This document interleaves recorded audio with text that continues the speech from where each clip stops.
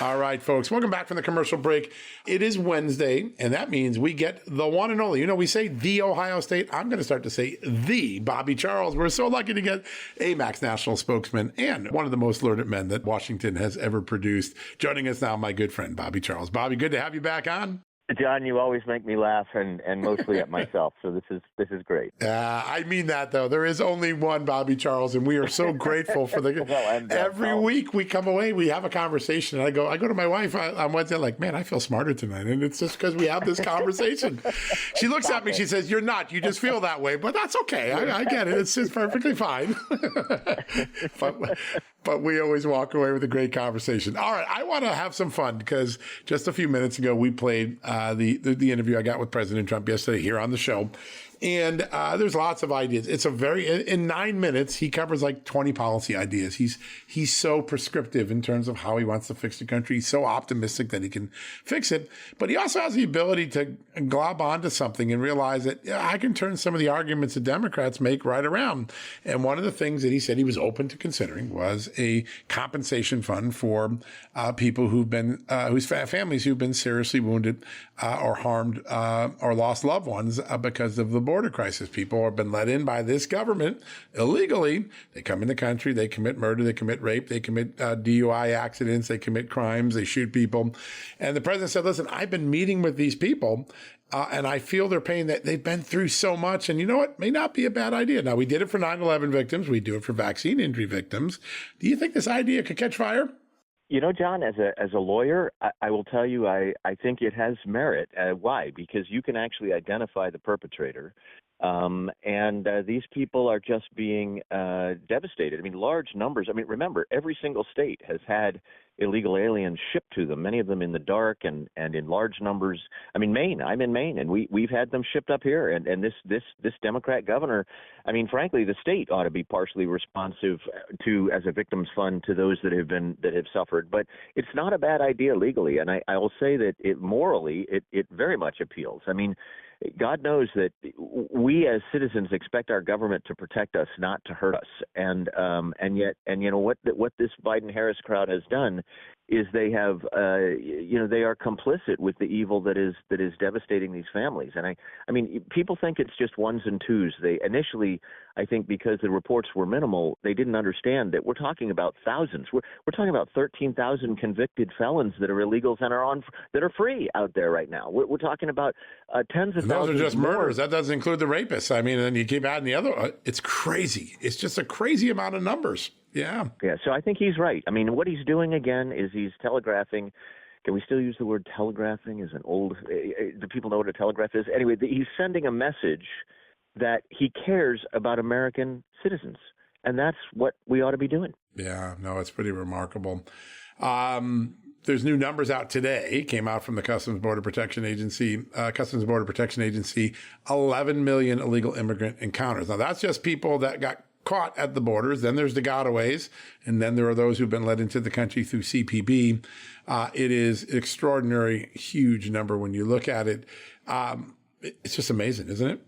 You know, John, there's an element to that people don't quite get. And I spent a lot of time on the border doing counter-narcotics and working with law enforcement. And I will tell you that what we're talking about when we talk about encounters are people who want to have asylum status.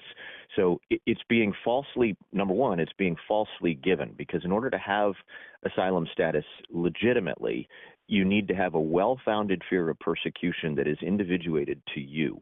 And normally what happened, and will again, I'm sure, under Trump if he wins, is you get to apply, but traditionally there's either a very quick processing or you stay in a second country that's safe without coming here, okay? Now what they've done is, so the first thing they did wrong is they opened the door. They basically said asylum is like a free pass, and they have all these Democrat organizations that say, just write these three things and you'll be given asylum status and released into the country. Of course, they release them into the country. A lot of these people don't come back for their hearings, and they come to a place like Maine or California or frankly, all of 50 states now, minus a few, that are giving away, all the Democrat states are giving away free benefits. Up in this state, a veteran can't get housing, and we get illegal aliens 2 years of housing free in luxury apartments in Brunswick, okay? It's absurd.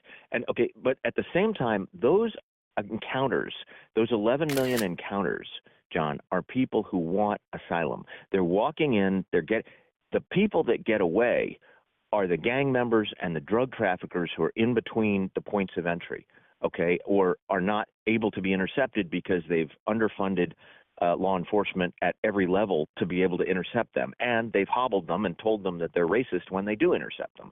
So the largest number, that 11 million number, what I'm trying to say is not only not total, but the people who are not in that 11 million number who are in this country are in many ways much more dangerous. They're tied to everything from the Communist Party of various countries around the world to the terrorist organizations in the Middle East to the drug trafficking organizations. Those are actually the even more dangerous people.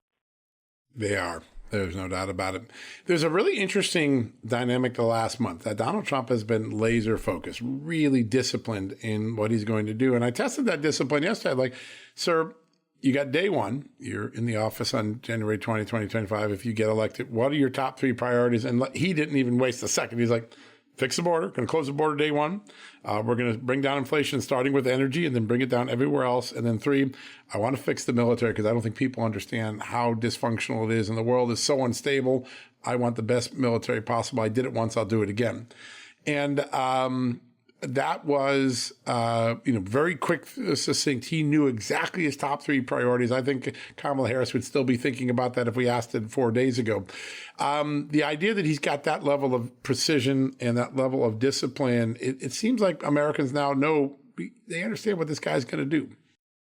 You know, to be honest, John, not only do they understand and not only is that quick thinking on his part, but gosh, if those are the only three things he does in 4 years, that's more than sufficient. Open the energy back up, inflation goes through the floor, growth grows sky high, and interest rates go down, and people can now afford groceries and winter heat and gas at the pump. And my God, that's number, that if that was number two for him, it would, let's put them all three at number one, but that's a huge one. The second one, the illegal immigration. I mean, we are in this state, it's not only screwing up our electoral process and it's screwing up the distribution of benefits at the state level, but it is raising taxes. And in fact, even the Fed chairman the other day said it is partly responsible for our unemployment level. So so that's a huge one. And the third one, defense. I just read an IG report yesterday, John, that says that our fighter squadrons have not been up to readiness in 6 years. That's unbelievable, isn't it? No, it's huge. It's a huge problem. I mean, I ran the air wing, and we had 450 airframes at the time at the State Department, and operational readiness should be at the 80-85% level. We have so many planes down, and they're not ready. They're not actually. It's a combination of manning and training. All you got to do is go online and look at the IG report and the GAO report that followed it. They're really, really serious. And what they tell us is that we're not looking after our defense establishment.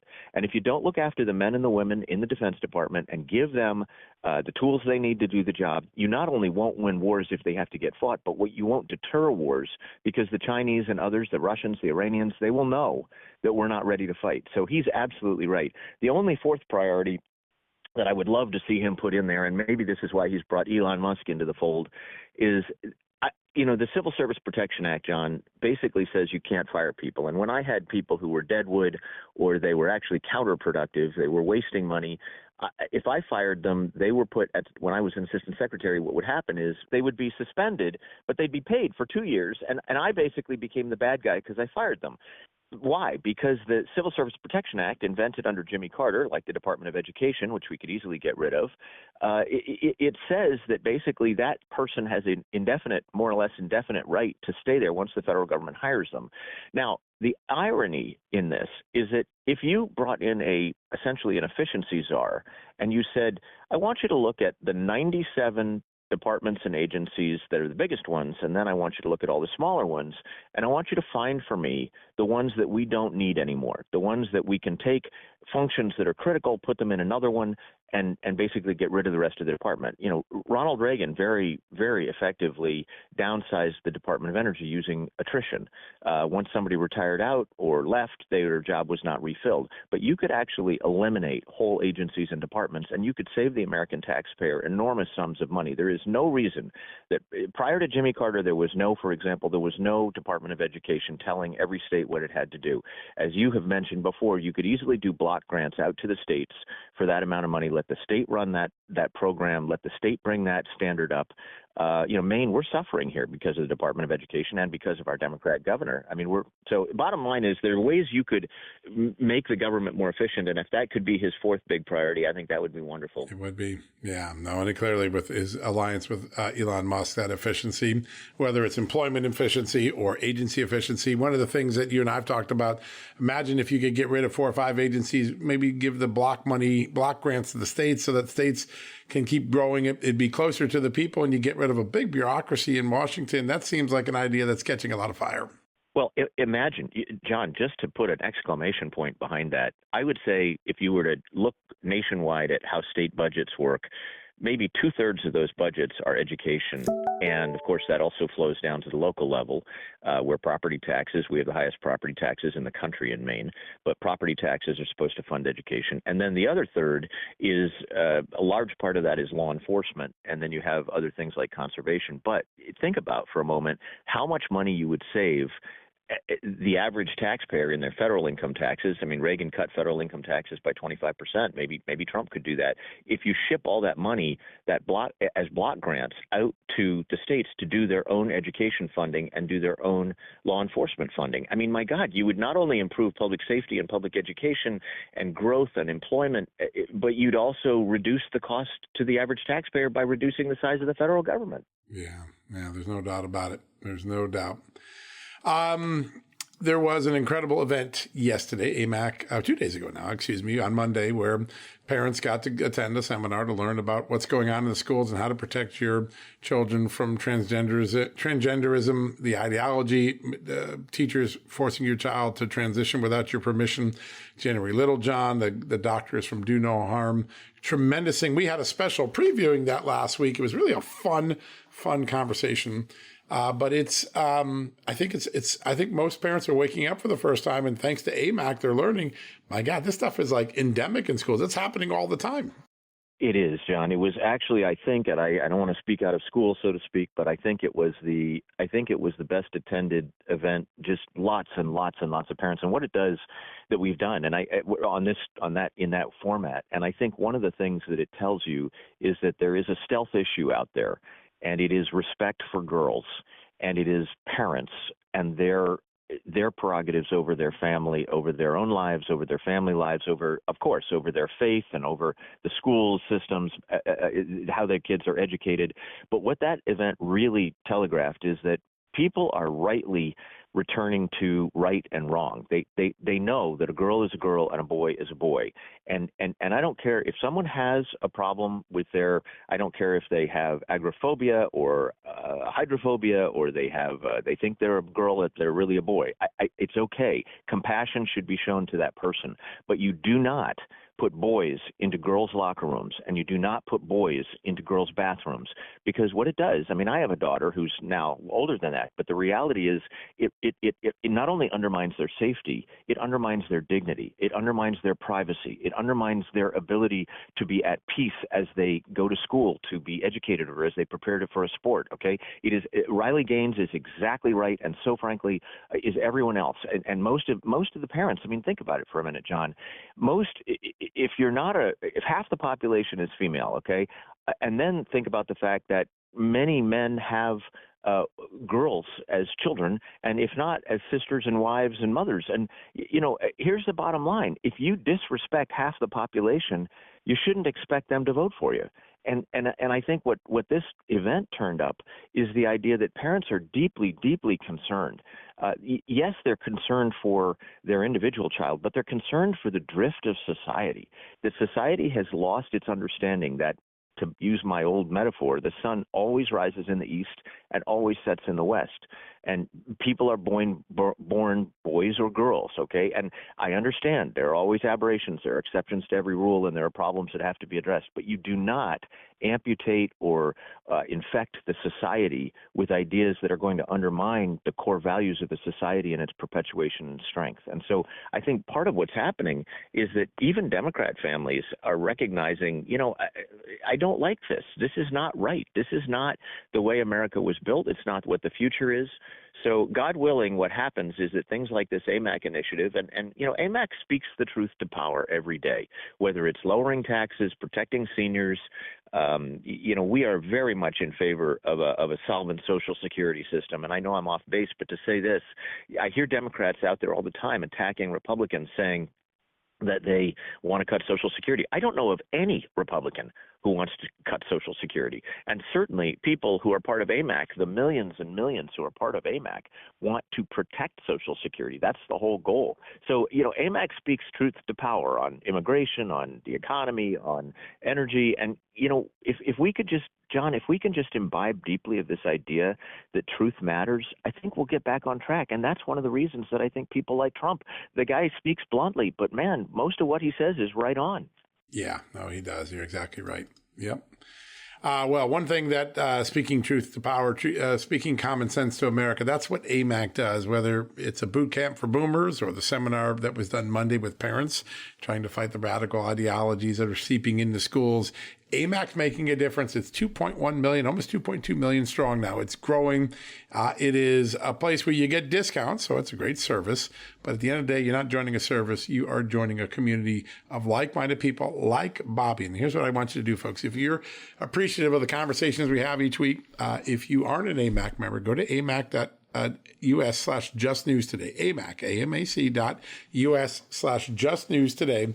Go get yourself a membership. And if you are an AMAC member and you got a friend or relative and you want them to be just a little bit more common sense, a little more politically astute, maybe a little more politically engaged, give them the gift of AMAC this Christmas, this holiday, their birthday, their anniversary.